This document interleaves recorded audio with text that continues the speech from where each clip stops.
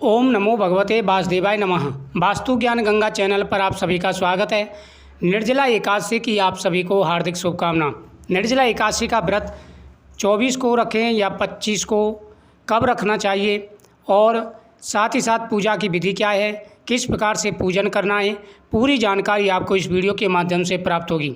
आज का व्रत है या कल का रहेगा, किस दिन व्रत रखना है, पूजा की विधि क्या है, कौन कौन सी चीज़ों का दान करें, किन बातों का ध्यान रखें और कौन से कार्य नहीं करने, पूरी जानकारी आपको इस वीडियो के माध्यम से प्राप्त होगी।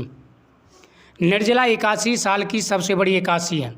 यह ज्येष्ठ मास के शुक्ल पक्ष में आती है। इस बार एक महीने लेट हुई है क्योंकि अधिक मास का महीना बीच में पड़ गया था। निर्जला एकादशी का महत्व बहुत ज़्यादा है। कहते हैं कि निर्जला एकादशी के दिन अगर पूरे नियम के साथ में व्रत रखा जाए तो व्यक्ति की हर मनोकामना पूरी हो जाती है। निर्जला एकादशी के दिन की गई पूजा का 1000 गुना फल प्राप्त होता है।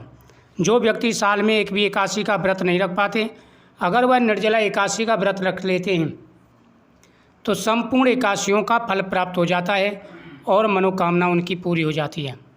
बहुत बड़ा योग होता है निर्जला एकादशी के दिन। निर्जला एकादशी के दिन नियमों का पालन करना बहुत ही ज़रूरी है। सुबह स्नान करते समय जल में गंगा जल डाल करके स्नान करें, फिर सूर्यदेव को अर्घ्य दें और फिर भगवान कृष्ण का पूजन करें। कृष्णाय वासुदेवाय हरे परमात्मने प्रणतः कलेशनाशाय गोविंदाय नमो नमः आदि मंत्रों का जाप करते हुए भगवान का पूजन करें। आपकी प्रत्येक मनोकामना पूरी होगी। भगवान को चंदन का टीका और तुलसी पत्र समर्पित करें। भगवान के सामने हाथ जोड़ें, निवेदन करें कि प्रभु मेरी पूजा को जो आप स्वीकार करें। इस प्रकार से भगवान के सामने प्रार्थना करनी है। भगवान के सामने फल चढ़ाने हैं, चौमुखी दीपक जलाना है और फिर कथा का श्रवण करना है। कथा सुनते समय, पूजा करते समय बीच में बोलना नहीं है और ना ही बीच में खड़े होना है। जब आप पूजा का संकल्प कर लें तो पूजा पूर्ण करने के बाद ही आपको खड़ा होना है। भगवान की आरती करें, माता लक्ष्मी की पूजा करें। इस दिन आपकी मनोकामना पूरी होगी। इस दिन भगवान शिव का अभिषेक करें और भगवान शिव को गंगा जल जरूर समर्पित करें। भगवान शिव को गंगा जल जरूर समर्पित करें। ऐसा करने से आपकी मनोकामना पूरी होगी। जो भी परेशानी जीवन में आ रही हैं, जो भी दिक्कतें जीवन में आ रही हैं, जो भी कष्ट आपके जीवन में चल रहे हैं, सारे कष्ट दूर होंगे और हर मनोकामना आपकी पूरी होगी। तो महादुर्लभ योग बन चुके हैं। आने वाला समय आपके लिए बहुत ज़्यादा शुभ रहेगा, तरक्की और कामयाबी भरा रहेगा। आपके जीवन में आ रहे सारे कष्ट दूर होंगे और खुशियाँ ही खुशियाँ आएंगी। इस दिन पितरों के नाम से दान पुण्य करना है तो जल का घड़ा भर कर के दान करें, पंखा दान करें, फल दान करें, वस्त्र दान करें, साथ ही साथ छतरी दान करें, जूता दान करें, ज़्यादा से ज़्यादा दान करें। इससे आपकी प्रत्येक मनोकामना पूरी होगी। जो भी अड़चनें आपके जीवन में आ रही हैं, जो भी समस्याएं आपके जीवन में आ रही हैं, आपकी हर मनोकामना पूरी होगी। तो महादुर्लभ योग बन चुके हैं। आने वाला समय आपके लिए बहुत ही ज़्यादा शुभ रहने वाला है, तरक्की और कामयाबी भरा रहने वाला है। कौन से कार्य नहीं करने चाहिए? सबसे पहले तो चावल ना बनाएं, घर में चावल कोई भी ना खाए, किसी का अपमान ना करें, लड़ाई झगड़ा किसी से ना करें, घर में तामसिक भोजन ना बनाएं, मीट मांस का प्रयोग बिल्कुल नहीं होना चाहिए। इन बातों का विशेष रूप से ध्यान रखें। सबसे पहले आप एक चौकी लगाएं। अब मैं विस्तार से आपको पूजा विधि बता रहा हूँ, कृष्ण भगवान की कैसे पूजा करनी है और दान करते समय किस प्रकार संकल्प करना है। सबसे पहले एक चौकी लगा लें, चौकी पर लाल कपड़ा बिछाएं और एक साइड में कलश रख दें जल का भर के, और वहाँ पर लड्डू गोपाल जी की प्रतिमा रखें। बाकी और भगवान शिव की भी रख सकते, सबकी रख ले जो मूर्ति या फोटो आपके पास है। सबसे पहले भगवान को स्नान कराएंगे, चंदन का टीका लगाएंगे, तुलसी दल समर्पित करेंगे। फल और तुलसी दल भगवान को जरूर समर्पित करना है। उसके बाद में भगवान के सामने चौमुखी दीपक जला देंगे। भगवान की साइड में ही आप जल का घड़ा भर के रखेंगे, फल रखेंगे।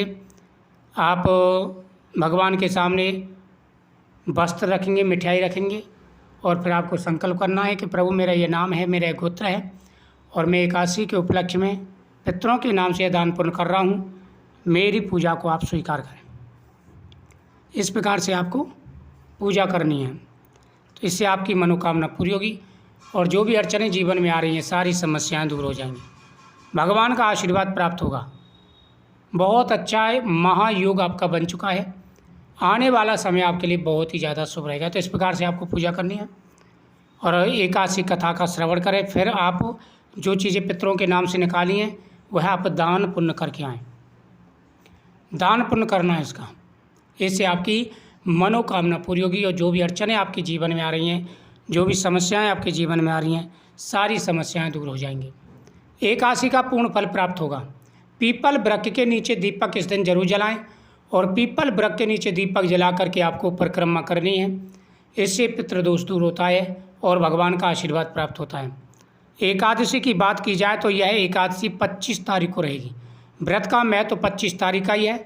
24 तारीख की शाम को एकादशी प्रारंभ होगी और 25 तारीख की रात तक चलने वाली है।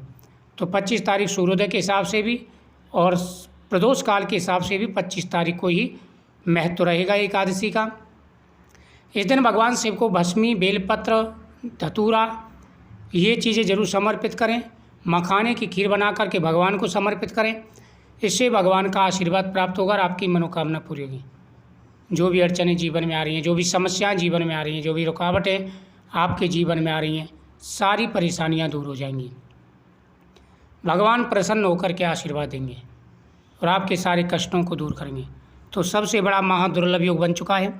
आने वाला समय आपके लिए बहुत ही ज़्यादा शुभ रहेगा। तरक्की और कामयाबी भरा रहेगा और आपके हर कार्य बनेंगे। विशेष सफलताएँ आपको मिलेंगी।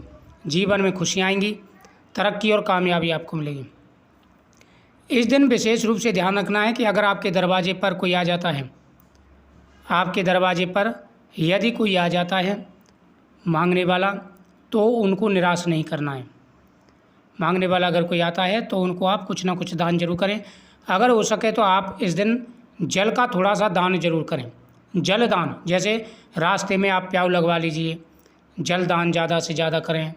अन्न का दान करें, साथ ही साथ आप फल, मिठाई जो भी बांटना चाहें वह बांटें, लेकिन जल जरूर बांटना है।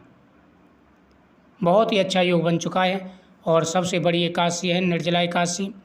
तो जितना आप दान करेंगे उसका कई गुना फल आपको प्राप्त होगा और आपकी मनोकामना पूरी होगी। और निर्जल व्रत अगर आप रख रहे हैं तो बहुत ही अच्छा है। अगर सामर्थ्य नहीं है तो आप फलाहार का व्रत भी रख सकते हैं, कोई परेशानी नहीं है।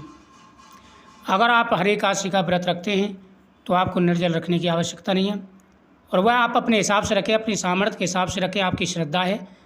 तो एकादशी है 25 तारीख रहेगी। बड़ा महत्व है इसका। अनंत गुना फल प्राप्त होता है, हर प्रकार के मनोरथ पूरे हो जाते हैं।